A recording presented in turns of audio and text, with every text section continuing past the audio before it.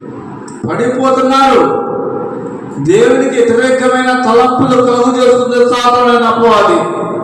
వీళ్ళు నా వాళ్ళు అనే వ్యత్యాసం వచ్చేస్తుంది. యేసయ్య ఒక మాట అన్నాడు, అసలు యేసయ్య ఎవరి కోసం చనిపోయాడు? అవునా? ఎవరి కోసం చచ్చిపోయాడు యేసయ్య? నీ కోసం, నా కోసం, మనందరి కోసం యేసయ్య ప్రాణం పెట్టాడు. అలాంటి యేసయ్య ఎదుట నువ్వు కులపించి దెయ్యాన్ని నువ్వు సంపాదించుకోమాక. అపవాదైన సాతానుడు నువ్వు కులపించి అని ఒక మంచి స్వభావాన్ని నీలో కలుగు చేస్తుంది. ఆ కులపిచ్చి అనేది చాలా భయంకరమైనది. అది ఒక శక్తి లాంటిది. ఆయన విడిచిపెట్టమన్నాడు యేసయ్య. అలాంటి వ్యత్యాసాలు మనలో ఉండకూడదు.